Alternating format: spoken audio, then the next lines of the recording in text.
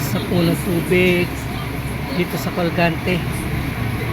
Ayan po, kung makikita nyo yung mga sasakyan, especially yung mga tricycle, halos sa lubog na po yung tambutso nila. May tumirik pa, oh. Click.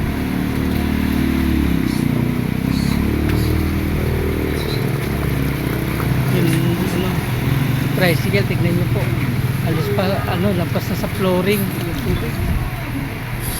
Tapos may tumirik pa yun.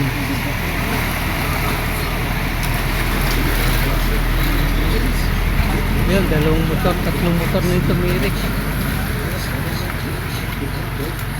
Yung tatlong magkakasunod. Taso ng tubig. Good morning. Good morning. Keep the good days coming. When you got Problema nito bukas, Lunes. Pasok ang mga estudyante. For gentle, non-habit format and predictable relief.